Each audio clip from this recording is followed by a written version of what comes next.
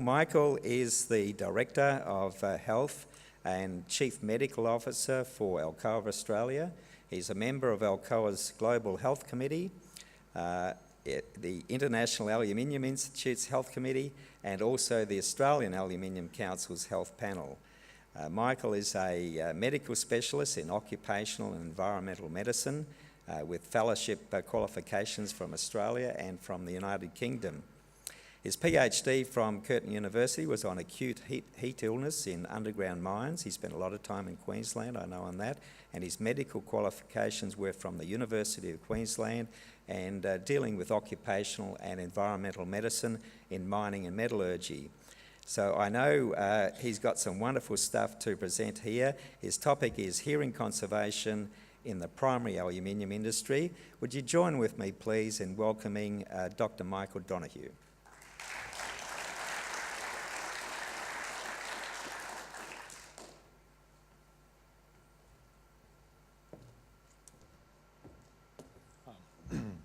Thanks very much, Barry, and thanks to the Institute for asking me to speak today. Today I'd like to share with you the success that we've had in improving hearing conservation at Alcoa of Australia. I can see people are struggling to hear me a little. Is that better down the back? Great, thank you. The presentation will take you through the range of initiatives that we've instituted and also the results that we've obtained.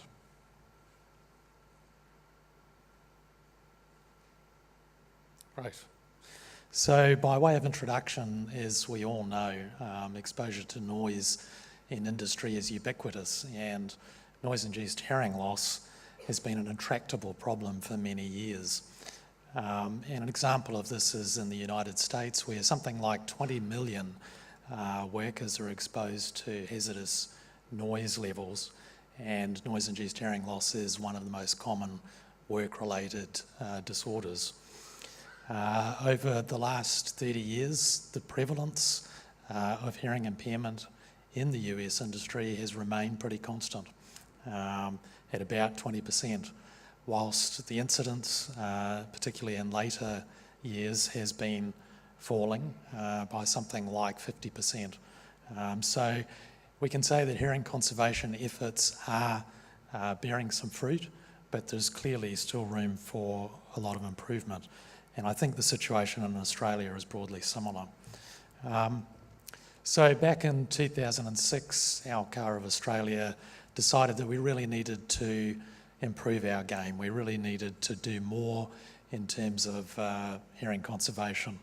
And so over the period 2006 to 2013, we introduced a range of new initiatives, including quantitative fit check for hearing protection attenuation.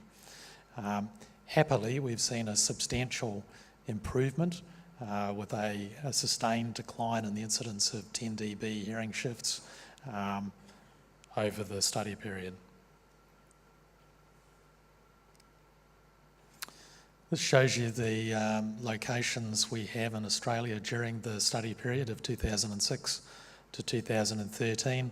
In Western Australia, 2 bauxite mines, 3 alumina refineries, and in Victoria, 2 aluminium smelters and a power station. So it's important to realise that back in 2006, when we started to do more in this space, we were already coming from a pretty strong tradition. So we had at Alcoa a global health standard on hearing conservation, and that had been in place for many years. And so just to briefly walk you through some of that detail, we had annual audiometry for a long time. This was triggered for personnel whose noise exposure for 12 or more days equaled or exceeded 85 dBA LEQ, 8 hour, a 15-minute short-term exposure limit of 100 dBA, or a sound pressure level of 140 dB linear peak. We also undertook audiometry every 3 years in lesser degrees of noise, between 82 and 85 dBA LEQ 8 hour. The in these levels of noise, we also required noise exposure assessments, including sound level surveys and personal dosimetry, where these values were exceeded.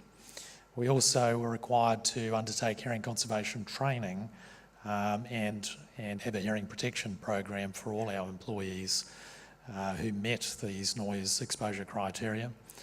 And this included education on the potential harmful effects on hearing of exposure to noise, explanation of the hearing conservation and noise control program, explanation of hearing protectors, including the advantages and disadvantages of the various types, the attenuation provided, and selection, fitting, use and care of hearing protectors. We also needed to explain the purpose of doing audiometry, what the procedure involves, and the importance of people participating in that so that we can pick up any early signs of hearing loss. A little bit about our audiometry. So the audiometry is conducted at our on-site medical centres by occupational health nurses who are trained and certified in audiometry. The audiometers and hearing booths are tested and certified annually, and importantly, the audiometric data are uploaded directly into our computer system, which is the Occupational Health Manager Medical Records database. The computer system applies the US OSHA criteria for classifying hearing shifts, and so the outcome of the audiometry is immediately available. So on to a definition, and we're going to use this metric a lot in the presentation. So we talk about an age-corrected 10 dB hearing shift. And what this is a pure tone audiometric threshold decrement of 10 dB averaged across 2, 3 and 4 kilohertz from the last baseline. And this is after you've applied age correction, because as we all know, hearing declines with age, which is called presbyacusis. Now, baseline is either the audiogram when the person first starts work with you, or it is a subsequent audiogram showing a 10 dB shift.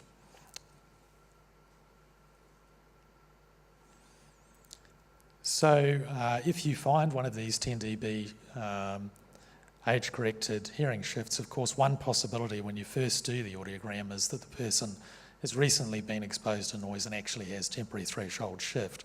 So you need to be able to exclude that by doing a confirmation audiogram. And that happens by bringing the person back again within the next 30 days, and specifically after they've had a formal noise-free period for 14 hours. And that way, if you still see the age-corrected 10 dB shift at that point, then it's referred to as a confirmed age-corrected 10 dB hearing shift. A little bit about the methodology of our study of this experience. And so what we did was, for each of the mines, refineries and smelters, we looked to see what was the number of age-corrected confirmed 10 dB hearing shifts for each of the years under study, 2006 through 2013. Having got the number of shifts, we divided that by the number of employees who were undergoing audiometry in the same year. And when that figure was multiplied by 100, you have a percentage. And what that percentage is the shift rate, the age-corrected confirmed 10 dB hearing shift rate.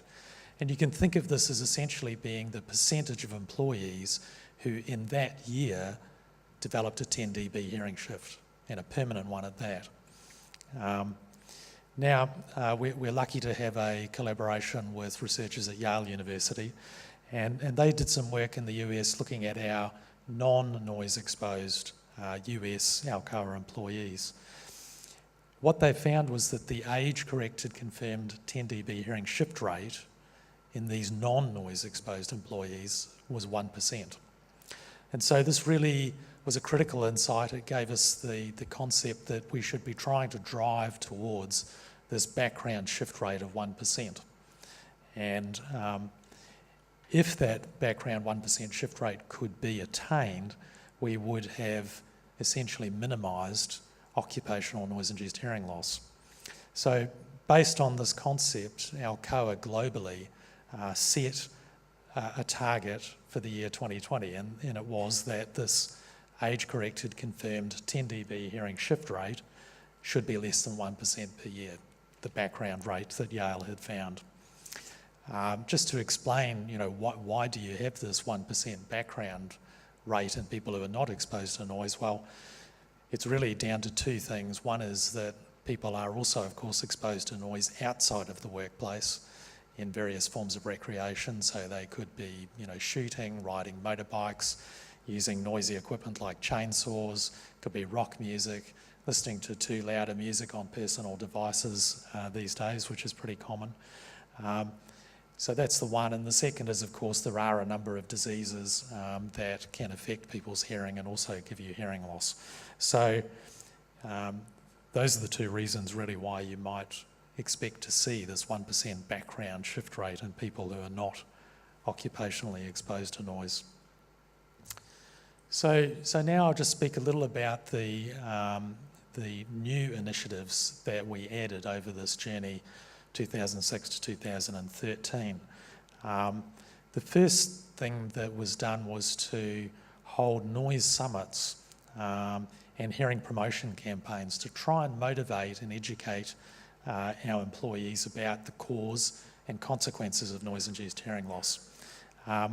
This was a really important initiative, and you can see the top right photograph there from one of the summits that was held in WA, and we held summits on both sides of the country. The idea really was to bring together a pretty large number of employees and to spend an entire day with them, with some expert presenters who could take them through the background of why this issue is important and what the consequences are of losing your hearing, particularly later in life.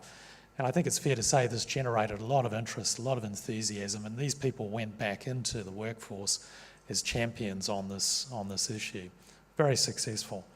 I think to kind of pause and think about where the workforce was just before we did this, I think it's fair to say there was a lack of understanding to some extent, despite all that had been done over the years. Certainly a lack of focus and to some extent some complacency around the issue. So it was certainly time to redouble our efforts in this area. And this was really the kick-off. The other thing that was done was to produce a special educational DVD on noise-induced hearing loss. This also walked through, the causes and consequences of noise-induced hearing loss, but it critically, in my view, had a personal angle to it as well. And so a long-term employee was interviewed, and he expressed his sorrow really at not being able to communicate with his grandchildren. And I think this really resonated with particularly some of the younger employees who have not yet developed hearing loss, but of course have their own children and are looking forward to the prospect of having grandchildren in the years to come. He also was able to speak to tinnitus, the ringing in the ears and the constant distraction and annoyance. There were little vignettes where, we had the family with an employee who was struggling to hear them and the television was turned up way too loud.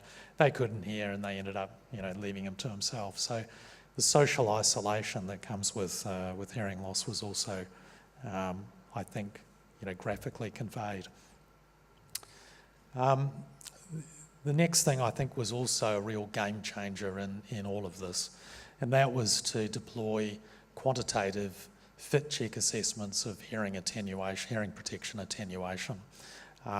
So during this study time frame, we were using the fit check device from Michael and Associates, and every employee who was using earplugs was checked with this device, and then this was undertaken regularly every 2 years from that point on.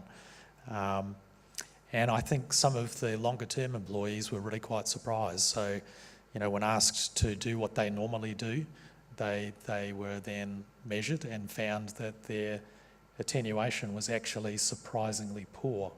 And for some of them, they had been doing it that way for many years. So this was really an eye-opener for a lot of people.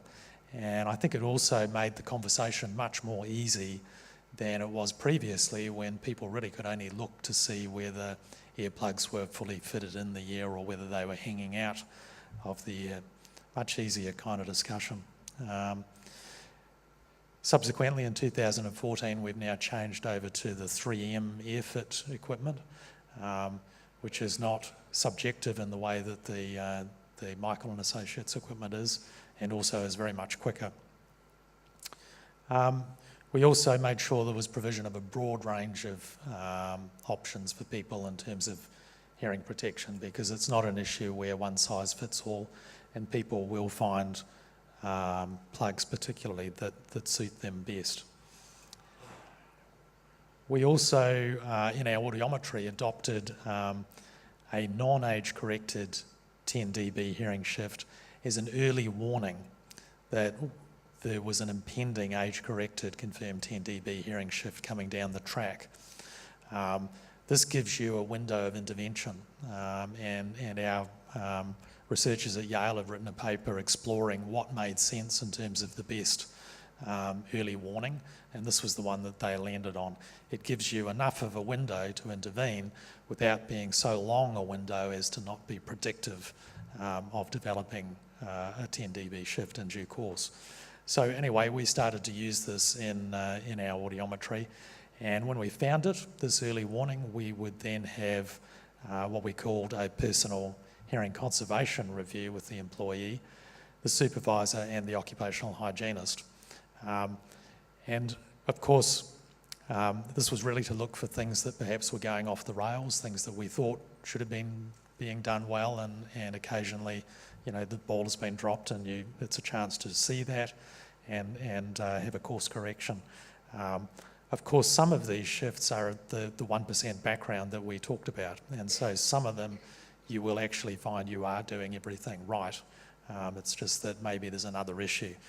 And that there, of course, is an opportunity for the future where medical conditions can be picked up in the medical centres, and we're probably doing that pretty well today, but also there's the opportunity to try and drive down the hearing loss caused by recreational noise exposure by emphasising to people that, okay, we want you to be safe at work in terms of hearing loss and exposure to noise, but we also want you to be safe at home, because it doesn't matter where you get the exposure to noise.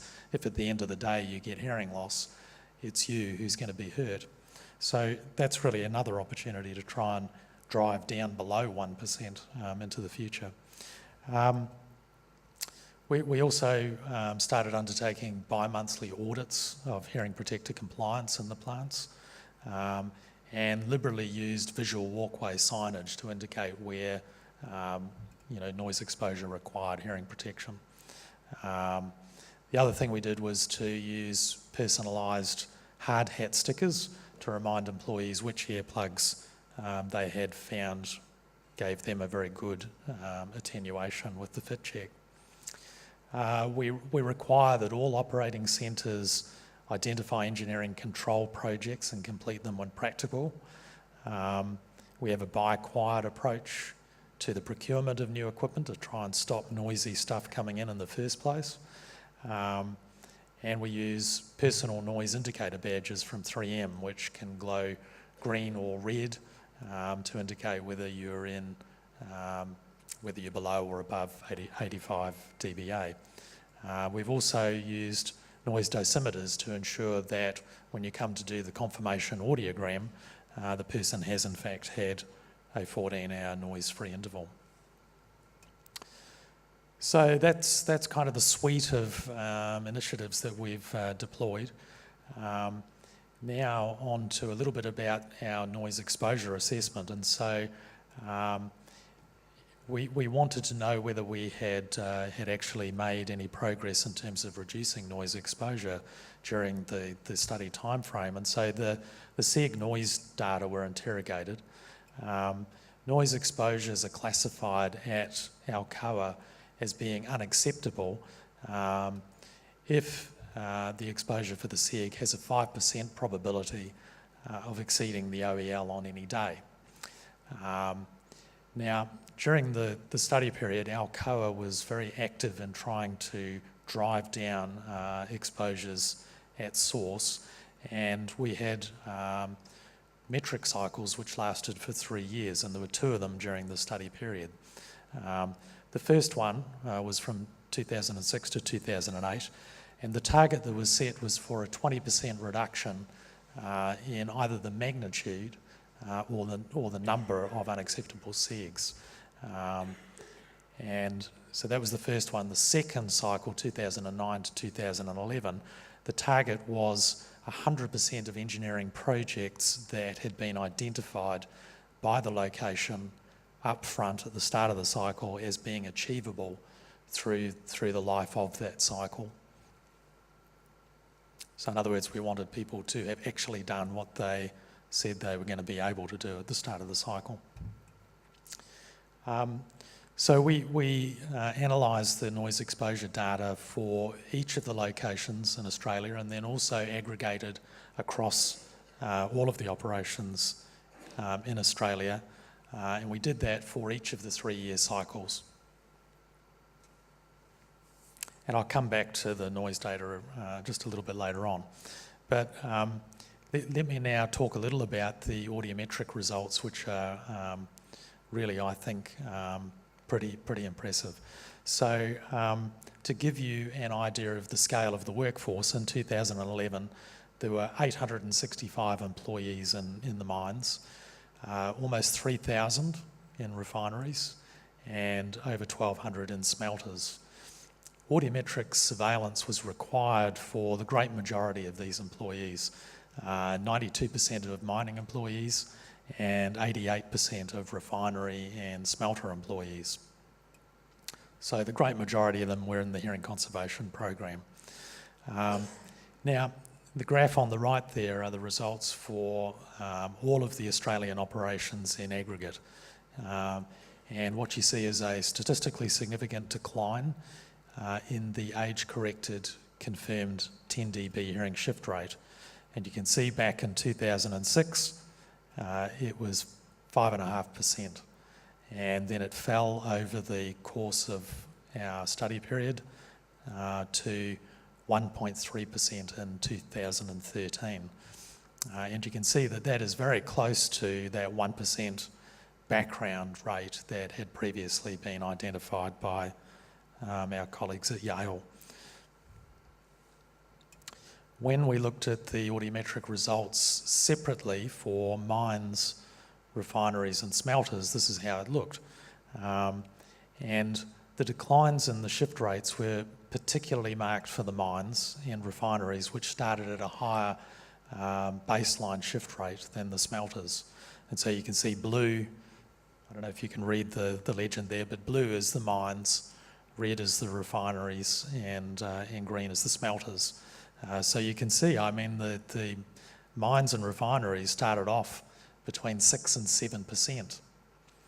And just think back to what I was saying about what the shift rate means. So we're saying that something like 6 or 7% of our employees suffered a permanent 10 dB hearing shift in that year alone. So we were coming from a place that was clearly not satisfactory. And that was despite a lot of effort with a hearing conservation program over many years before then. And then with all of these new initiatives, we've seen this really substantial decline and driven down to what is, we think, the background rate. I'm just coming back to the noise data briefly. So we looked at the noise data at each of the locations and aggregated across the Australian operations. And I've circled really the key points here in red. So for all of the locations, the reduction from baseline was 10% for that first cycle, the 2006 to 2008 cycle, and then 8% in the subsequent second cycle from 2009 to 2011. So, significant reductions, but modest in magnitude. And less than what we had been shooting for, which in that first cycle, you'll recall, was 20%. So the kind of conclusions we've drawn from this journey is, first of all, that the most recent results are approximating this background 1% shift rate that was found in non-noise exposed employees. So what this suggests is that we've been able to minimise occupational noise-induced hearing loss at Alcoa of Australia's, and we've done so across mining, refining and smelting. Because of the nature of the study, this is a simple descriptive study methodology. It's not possible to be certain about which of these initiatives was effective, or indeed which was the most effective. Our sense, our judgment if you like, however, is that there were really two things that you would call out. One is the introduction of quantitative fit testing, and the other is the re-emphasised educational initiatives. We think these two things were really likely to have been the most important. As I was saying before, the overall noise reductions were modest, 10% in the first cycle and 8% in the second. We think these probably did contribute to the declines in hearing shift rates, although probably less so than some of those other initiatives, particularly improved hearing protection. And that's really because of the speed of response that we saw. The modest magnitude of these reductions speaks to how difficult it is.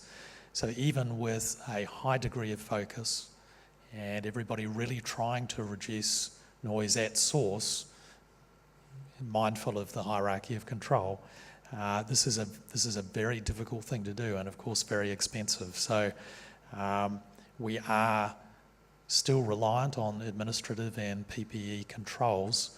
The nice thing about our recent journey, though, is that we have shown that we can be effective with those. But of course, like any administrative or PPE controls, we really need to keep our foot on the pedal, because if you take it off, you will be very quickly back to where we started from.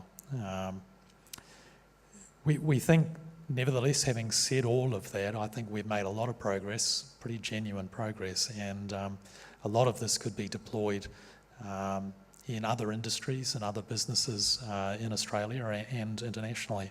And so I think there are some take-home messages here.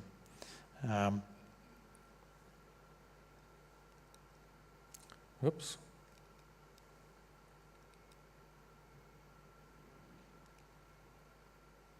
Great. Bit of key bounce. We have recently published a more detailed paper on this in the UK Journal Occupational Medicine. And we've made it open access, so it's free to download, and I'd encourage people who have the interest to go and download it. The link is there on the screen, but to make it easy, if you Google Occupational Medicine Journal, you'll find the journal's website. And if you look under the Advanced Access section of the website, you'll find the paper listed there with a link to download the PDF free.